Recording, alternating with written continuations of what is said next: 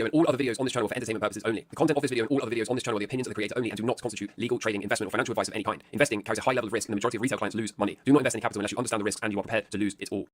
Alright, hello and welcome to Camel Finance. I'm your boy Camel, and today I'm going to attempt to bring you some what I hope will be very, very valuable content, especially if you're new, especially if you're not used to sitting in parabolic advances. I happen to be quite experienced in sitting through parabolas, which is why I'm able to sit here so cool, calm and collected whilst things are just firing off, okay? But I understand if you're not used to sitting in parabolas, then you just kind of feel lost, right? You're in a very emotional place. You don't know whether or not to believe the narratives and all of this kind of thing. So I want to share with you my experience of sitting through a parabola, how I deal with them. As somebody that has traded through so many of them, I developed my own strategy to deal with them. That's what those three angles of attack are. That's because I used to trade penny stocks at the beginning of my career. Many of them experienced these parabolic blow-off tops, and I got tired of not really knowing how to deal with them. So I developed a very simple strategy. I'm going to share that with you. I'm also going to touch on hyperwave. I'm going to use micro strategy as an example. And I'm going to spend a bit of time talking about the psychology of being able to sit in a trade and push the thing for all it is worth, whilst also being able to get out near enough the top to call it the top. I'm going to save that for the end of this episode. Please do hit that subscribe button. The channel is starting to grow at a really, really impressive rate. So if you want to follow along and see us hit these trades in real time and predict the cycle lows as we often do, then make sure you hit that subscribe button. I want to first talk briefly about a couple of things. Okay, I want to briefly talk about Bitcoin, and then I want to talk about the altcoin market and show you something that I don't think you're going to find anywhere else. And then, like I said, I want to rip through some charts, show you what I'm seeing in the charts because they're getting dangerously close to finding some lows in the stock market, for example. And then we're going to spend quite a bit of time on sitting through a parabola at the end and how I push the trades and how I know when to sell close enough to the top to call it the top. So without further ado, yesterday we were talking about the options being launched on the ETFs, and they did a few 100 million so far on day one, which is a ton for a day one. As predicted, Bitcoin's price is responding very, very positively towards this. We, at the beginning of the week, were calling for 100k this week. It certainly seems like we are on pace to do that since we're currently trading above 97k. This current push from Bitcoin has seen Bitcoin's market cap overtake that of silver's. So what a milestone day this is for Bitcoin. We're seeing Google searches spike, and we've been paying close attention on this channel to the rank that Coinbase achieves in the App Store. But as Ben points out here, okay, forget Coinbase, because Phantom Wallet, which I believe is primarily used for meme coins on Solana, has reached the #1 utilities in the iOS store in the US. So, I mean, that's pretty crazy, right? That is pretty crazy. Meme coin season is definitely here. The next part I wanted to talk about briefly is this whole idea that I have maintained since the lows, that this time around we would not see a broad-based alt season. We would not see most altcoins go to the moon like a lot of people think, and like we saw in 2017, for example, because there's too many of them, number one, and because the ETF money is likely not going to rotate out of that ETF and into altcoins. And a lot of people have pushed back on this very, very hard the whole way and did say things like, no, Camel, like every cycle there's a guy like you that says this or whatever, blah, blah, blah.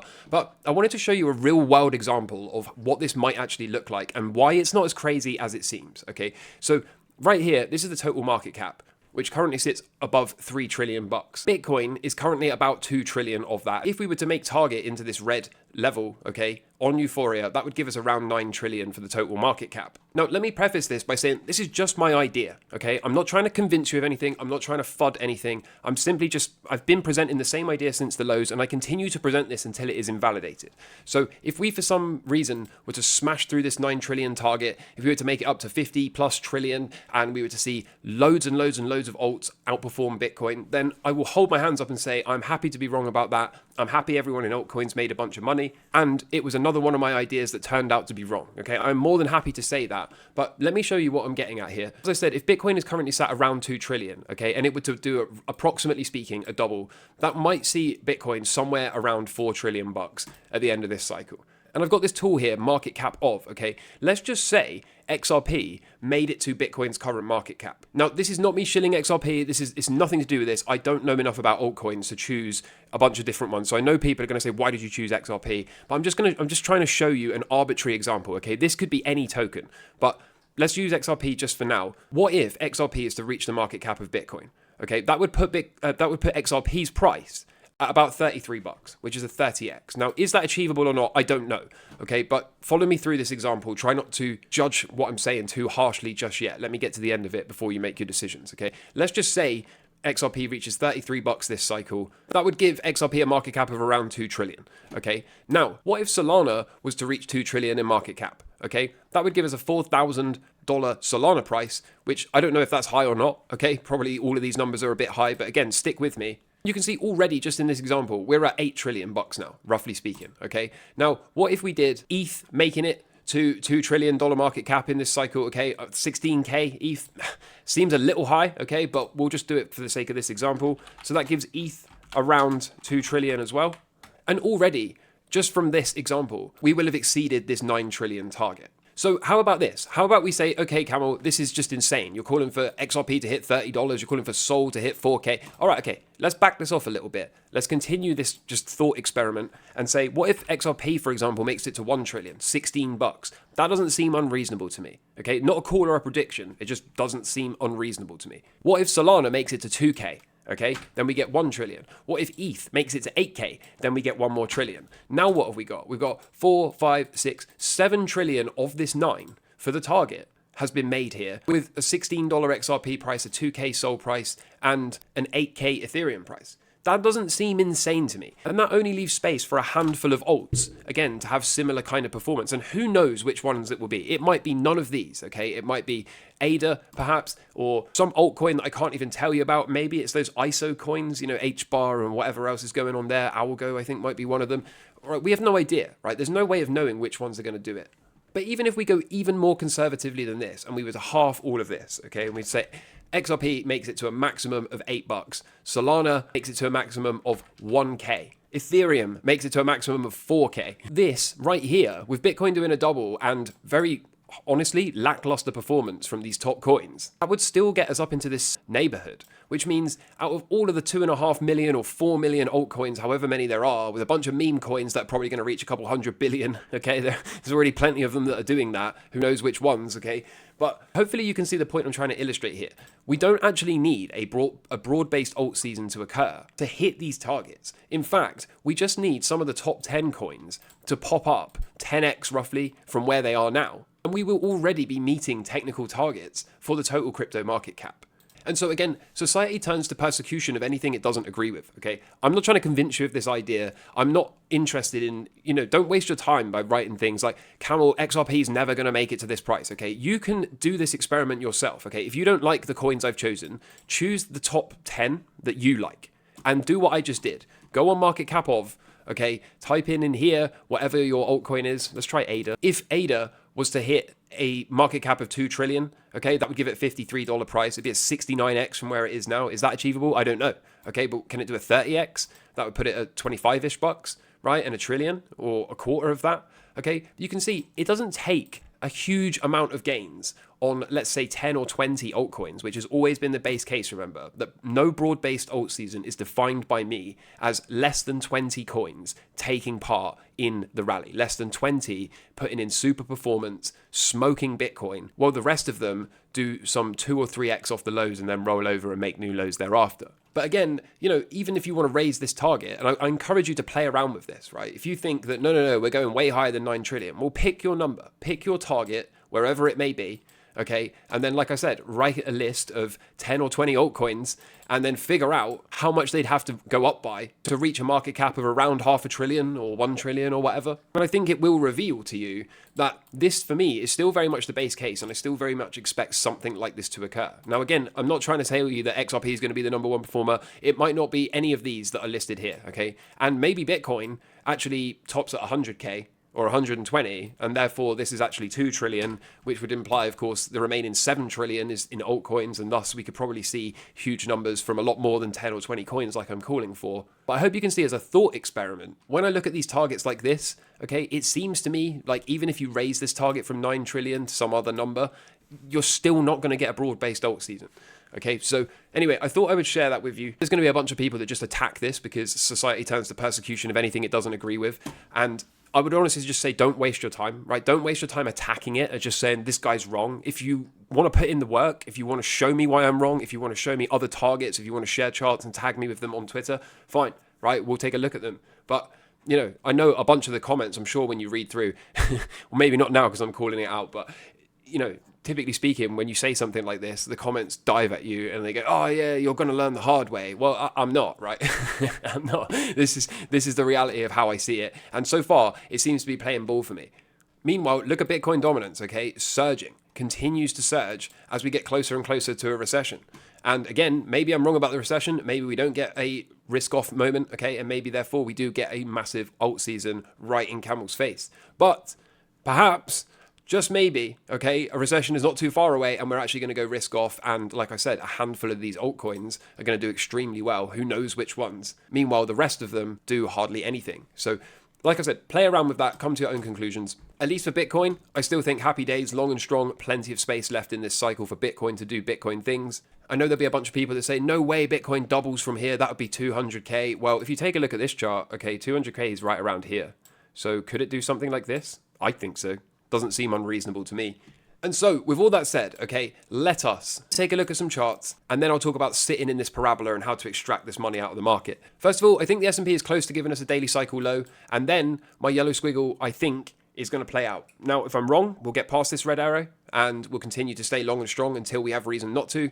But if I'm right, then we're going to see something like this play out. So, pretty interesting times. This is probably the last cycle low I'd be comfortable adding a position on, and then after that, we will see what happens. Same deal for the NASDAQ, same deal for the Dow Jones, okay? Getting ready perhaps to break out and confirm a low is in, or I think possibly it needs one more flush to the downside. It might want to fill this gap, so that just would make a lot of sense, and then I think it'd be time to go.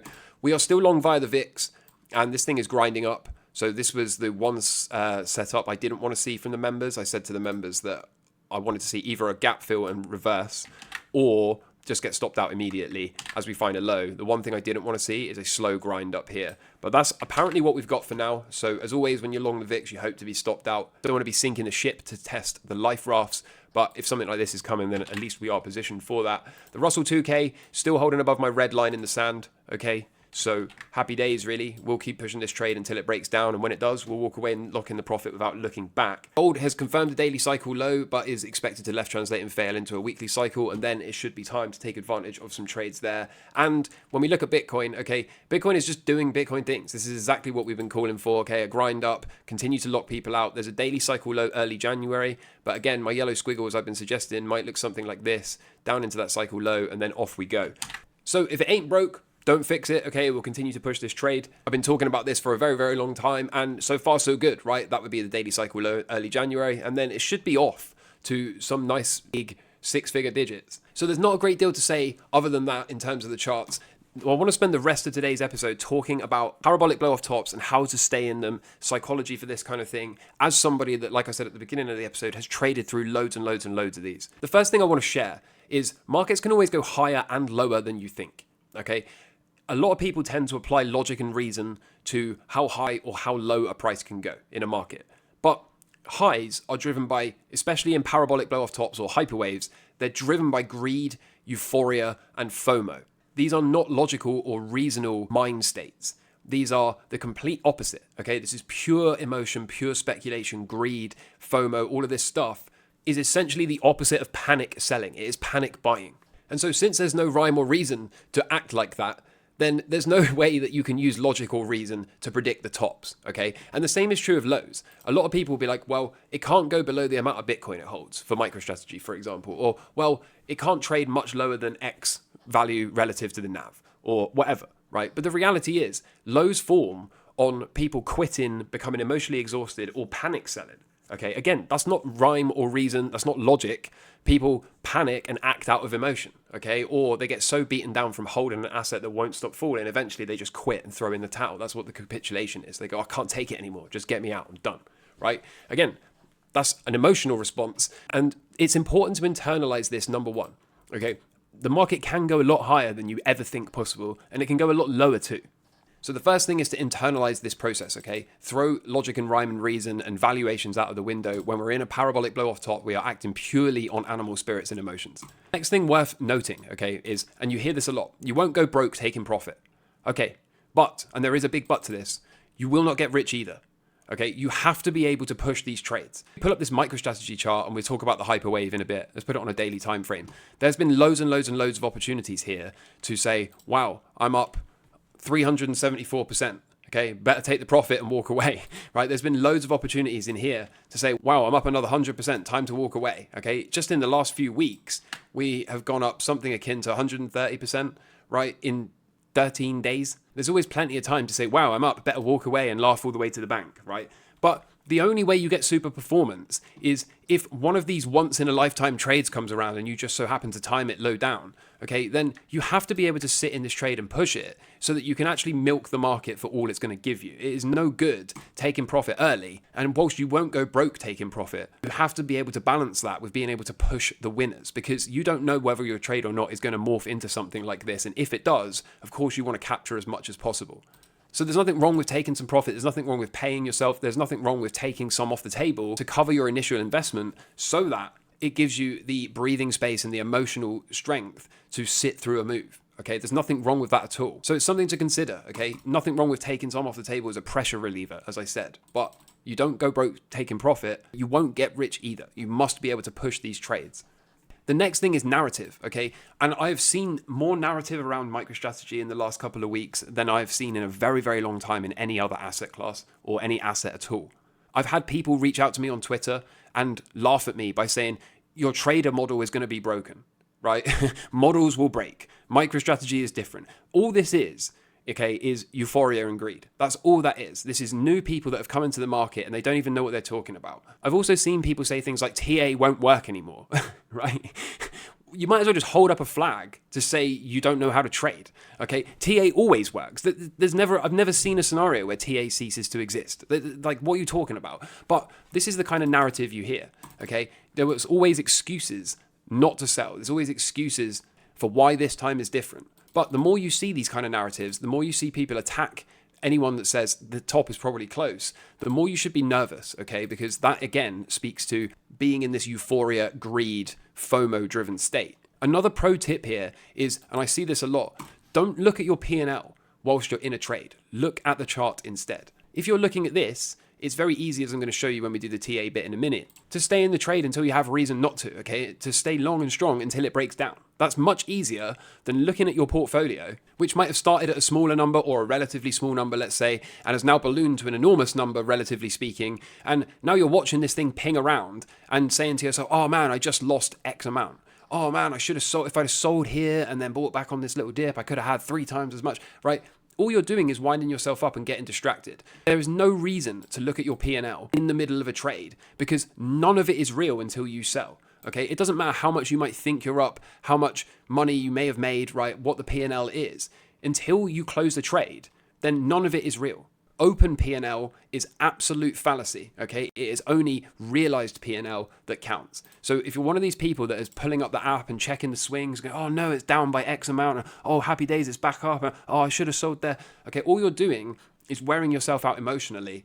And the less emotional control you have, the less able you're going to be to push this trade and make sure that you can get rich from it.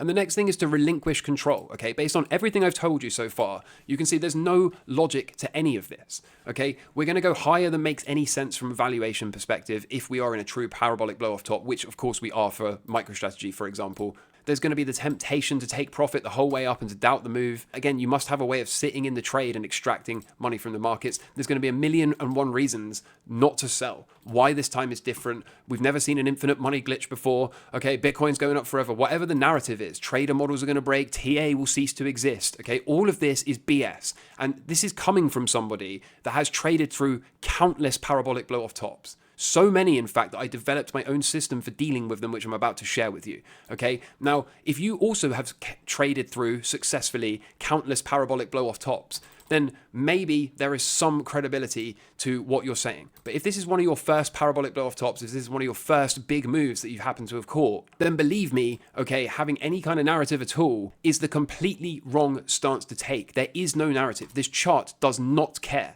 It doesn't care what the story is. It doesn't care about any of the narratives. It doesn't care that some anon on Twitter thinks TA will break. It doesn't. Because the reality is, at some point, this trend line here is going to break down. And when it does, it's not going to recover the high. Okay, that's how trading works. So do not buy these narratives. They are complete BS. You must accept your fate. You must accept that you are in a hyper speculative blow off top parabolic advance. You must accept that nothing is ever different. Okay, this is what markets do. Sometimes, if you're lucky enough to get in early, this is the best case scenario. This is what we hope all charts morph into, these big parabolic blow off tops. All you can do is strap in and try to stay in it. One final thing that pertains to relinquish control or accept your fate, okay, is the number one way that people F this up is they get in, they ride the thing, they eventually perhaps take profit, only to see the market start to move higher again. And what they tend to do is hop back in to try to, quote, win it back. Oh no, I sold too early. Oh no, X, Y, and Z, okay? Particularly people that maybe sold much lower down, then they end up FOMOing in at the top, thinking, oh man, it's never going to stop. That's the number one way people screw up their performance in parabolas. When you finally decide to realize your P&L, when you finally decide to take some profit here and walk away, you must do that exact thing. You must walk away. You must accept your fate. Unless you're a highly skilled trader that is competent in hopping in and out and using stop losses to manage the risk, once you eventually take this profit, you are your own worst enemy. You're the most dangerous person to your own performance, okay? I know many people that bought this down here, okay? And they have made enormous gains here. And if you exit the market here and it continues to move higher, okay, a lot of people, especially new traders, will think that that is a real problem. That is not a real problem. That is a fallacy. If you exit here and it moves higher for a bit longer, it just means you didn't quite sell the top. It's not a real problem. What is a real problem is when you convince yourself, oh, I shouldn't have sold here. Okay, the market's moving higher. Now I better chase it up here. Okay, that's how you get wrecked. That's how most people F this whole parabolic blow off top up. So, how am I going to deal with this? For anyone that doesn't know, we got a core allocation at the lows publicly, okay? We traded this thing multiple times on the way up. We took half off somewhere in this neighborhood, okay? We got flat on the yen, carry, trade, unwind, and then from a trading perspective, we got back in here and are currently sat in it. I mean, look how ridiculous this is. Like, look how ridiculous this is. It's going up only forever, guys. Like, it's not. Anyway, the point is, we've done really well at trading it in front of everyone, and I still have not sold any of the core allocation that has gotten at the lows, but I am getting ready to unwind that position. Okay, so based on everything I've told you, we're going to follow my rules for this. Okay, once I eventually unwind this position, I'm going to walk away and not look back until the next 4-year cycle low. And whenever I close this current trade, this supplemental trade that goes along with the core allocation, okay, that's going to be closed soon as well, probably on this fourth angle violation. And once I close that again, I'm probably not going to trade this thing anymore. Okay, not until the next 4-year cycle low. And a lot of people will have a real problem with me saying that, okay? But I can tell you, as somebody that's traded through so many of these, I know what comes next. When this eventually breaks down, it is not coming back. Okay, it's not coming back. I don't care what Bitcoin does. And you know what would make an awful lot of sense to me? We see something like this play out for MicroStrategy, and Bitcoin continues to pump. Bitcoin is earlier in its hyperwave than MicroStrategy is. Think about how institutions can use that to their advantage. Everyone is going to be buying the dip because Bitcoin keeps going up. And everyone's going to be going, well, how is MicroStrategy not going up in the face of Bitcoin pumping, right? So there's going to be a whole heap of investors that are happy to buy this dip the whole way down because, quote, Bitcoin's still going up. But what's happening here is this is all front running Bitcoin's top. This is leading the way. It's going to top before, and then everyone's going to buy the dip the whole way down because, quote, Bitcoin keeps pumping, right? That's just how these things work. Now, again, I'm not trying to sell you anything. I'm just telling you I've seen enough of these charts and traded through enough of them to know what comes next. Here is what I believe is the hyperwave. A couple of things to point out. This is phase 3. This is phase 4. If you don't know about hyperwaves, type hyperwave into my YouTube channel. I posted a video last week sometime about them. You can go and figure them out there. Go and learn about them there. But the hyperwave theory says that we get all of the gains from phase 3 in half of the time in phase 4, which gives us a target, by the way, early December, around $530 for MicroStrategy. Now, can we blow through that target? Yes, but hyperwave theory tells us the moment we close below this upward sloping red support line here on a weekly candle, that's the end of the trend. We will not be seeing a new high. We'll expect something akin to this yellow squiggle to play out. This downside wave 5 here, after the 4 violates, is expected to undo all of the gains of wave 4. So that's why the squiggle comes all the way back down to here. It's expected to undo all of these gains very, very quickly, counter trend bounce to a lower high, which is an optimum short entry, and then a rollover, where it's expected to retest phase 1 again. That is all the way down at $35. I am telling you now, so many people are going to get this flat wrong, and it breaks my heart, okay? But one thing I am confident of is I'm going to be able to handle this just like I've handled many of these other ones before. So please do subscribe, particularly if you sat through all of this and heard me waffle and ramble, okay? So hit that subscribe button. You can watch me do it. Can this thing go way higher than anyone thinks? Yes. Could we see a repeat of these candles, something like this, and perhaps even another set thereafter? Okay, could we see something like this? Yes. Who knows how high the number could be?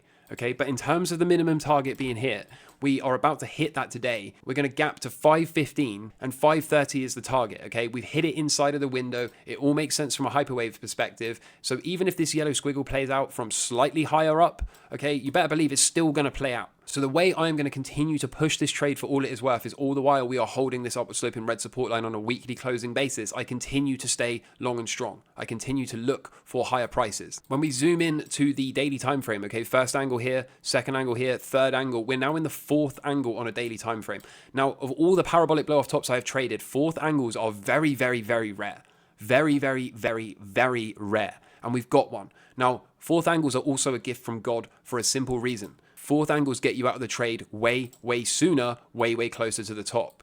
Okay, if this thing keeps going for a bit more, let's say something like this, okay, and then breaks down, then we're going to get out very, very close to the top on a fourth angle violation. Versus if we were to delete all of this and only use the third blow off top angle, then we could get that same kind of yellow squiggle play out and we wouldn't be able to sell until that third angle was lost. Okay, so we would miss the top by 30 or more % in this hypothetical scenario. So the fact that we have got a fourth angle in play, like I said, is a real gift. But if you think I'm able to watch this thing break down from this fourth angle on the daily time frame and not sell, if you think I'm able to watch this fourth angle on the weekly time frame violate to the downside and not publicly call the top with no further higher highs to be made in MicroStrategy, then you are sorely mistaken. Okay, the moment we lose this on the weekly time frame, that's it. I'm calling the top and we're not going to make a new high. I don't care what any of the narratives say. I don't care what anyone thinks. I don't care how people tell me TA is broken. I will continue to push this trade because we just don't know how high it can go. But we do know there is absolutely no way in hell this is sustainable. And the other thing that this implies, okay, is once this eventually breaks down and you see me take profit and walk away from this market, there's going to be a whole heap of narrative in here for why you need to buy the dip, Bitcoin's still going up. And the simple reason is Bitcoin, I believe, is one phase behind, okay? Phase 1, phase 2, phase 3 has a target of around 150K-ish by February. And then we may or may not see phase 4. Okay, we may or may not even see it. Just because phase 3 has occurred does not mean that it can't just break down from phase 3 and that be all she wrote. Phase 4 would be on the table for sure. And again, if we were to apply this same amount of gains in half of the time, that would put us somewhere around 300K by May. I hope you found this valuable. I hope you can take some of what I said and use it to help you stay in these trades, help you deal with these parabolas. I hope you can ignore the narrative, ignore your P&L, focus on what matters, which of course is the charts. Make sure you're subscribed with the notifications on if you want to see how I handle this in real time. And other than that, I'm your boy Camel. Peace. Camel Finance, he's the man to see. Rocking the markets with his contrarian spree. Trades like a pro, no fear, no shame. Sticking to his guns in his money game. He's a badass, oh yes indeed. Camel Finance got the markets key. Taking us normies on a